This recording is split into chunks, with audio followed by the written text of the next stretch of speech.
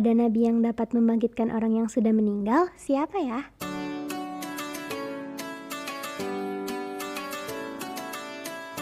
Nabi Ilyas adalah keturunan keempat Nabi Harun alaihissalam dengan nama lengkap Ilyas bin Finhas bin Azar bin Harun bin Imron bin Kahits bin Aziz bin Lawai bin Yakub bin Ishak bin Ibrahim.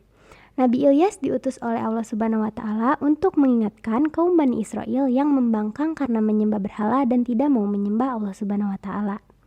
Nabi Ilyas berdakwah agar umatnya meninggalkan kebiasaan buruknya, yaitu menyembah berhala. Kaumnya tidak pernah menghiraukan ajakan Nabi Ilyas, padahal Nabi Ilyas sudah berulang kali mengingatkan. Kaum tersebut tidak peduli dengan ajakan yang disampaikan Nabi dan Rasulnya. Mereka tetap hidup berfoya-foya, bermewah-mewahan, dan menghamburkan harta. Bahkan, terang-terangan menciptakan Tuhan baru. Mereka menyembah berhala yang terbuat dari emas dan diberi nama Baal. Baal dianggap oleh mereka sebagai tempat perlindungan, tempat meminta, serta memohon pertolongan. Kaumnya ini rela mendaki gunung demi memohon kepada Baal karena mereka menempatkan Baal di atas gunung Karmel, seperti dikisahkan dalam Al-Quran surat As-Saffat. Nabi Ilyas khawatir kejadian dari kaum Bani Israel ini membuat Allah murka. Nabi Ilyas selalu mengingatkan agar umatnya terhindar dari kemusyrikan. Sudah 3 tahun tidak ada hujan di lingkungan kaum Bani Israel dan Nabi Ilyas pun mendapatkan wahyu dari Allah. Hai Ilyas, pergilah kepada mereka dan beritahukanlah bahwa tidak lama lagi akan turun hujan di Bani Israel ini. Maka Nabi Ilyas pun mendatangi mereka, tetapi mereka tetap saja membangkang dan malah mengatakan Nabi Ilyas si pengacau. Nabi Ilyas pun menjawab, saya bukan pengacau, justru kalianlah mengapa menyembah berhala Baal. Kalian telah melanggar perintah Allah Subhanahu wa Ta'ala. Nabi Ilyas langsung berdoa kepada Allah Subhanahu wa Ta'ala, ya Allah, hentikanlah musibah kekeringan ini. Musibah pun berhenti dan Allah menurunkan hujan kepada Bani Israel. Berhari-hari kaum Bani Israel hidup bahagia karena mendapatkan anugerah hujan setelah sekian lama kekeringan. Perekonomian mereka pun kembali pulih. Dengan adanya kenikmatan yang diberikan Allah tersebut, justru mereka tidak bersyukur. Mereka kembali durhaka kepada Allah Subhanahu wa Ta'ala dan kembali melakukan kemaksiatan.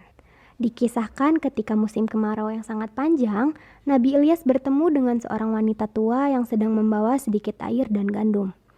Air dan gandum tersebut akan diberikan kepada anaknya yang sangat kelaparan. Kemudian Nabi Ilyas meminta kepada wanita tersebut untuk membawa air dan gandum kepadanya. Nabi Ilyas kemudian berkata bahwa air dan gandum tersebut akan selalu ada atas izin Allah. Akhirnya wanita tersebut menghampiri Nabi Ilyas dan membawa sedikit air dan gandum. Tidak lama kemudian ucapan Nabi Ilyas dibenarkan oleh Allah. Air dan gandum yang dibawa oleh wanita tua tersebut meskipun sudah dimakan akan kembali penuh. Namun sayangnya, sang anak meninggal terlebih dahulu sebelum dapat memakan apa yang dibawa oleh ibunya. Kejadian itu membuat wanita yang sudah tua tersebut sangat sedih, sehingga Nabi Ilyas berdoa kepada Allah agar menghidupkan kembali anak dari wanita tua tersebut. Allah mengabulkan doa Nabi Ilyas dan anak itu pun kembali hidup sehingga bisa memakan apa yang dibawakan ibunya. Sesudah kemarau yang berkepanjangan usai, kaum Bani Israel kembali menyembah Baal. Akhirnya kaum Bani Israel pun kembali ditimpa musibah yang lebih berat, yaitu gempa bumi yang dahsyat. Mereka pun gelimpangan dan tidak bernyawa lagi.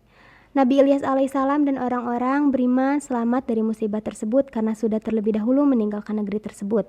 Nabi Ilyas menunjukkan sikap sabar dalam menghadapi umatnya yang pembangkang dan durhaka. Dari kisah tersebut, kita harus mencontoh sikap Nabi Ilyas alaihissalam, diantaranya sabar, taat beribadah, dan suka menolong sesama. Nah, sekian cerita singkat tentang Nabi Ilyas alaihissalam. Jangan lupa ceritakan kisah Nabi Ilyas ini ke teman-teman kalian ya.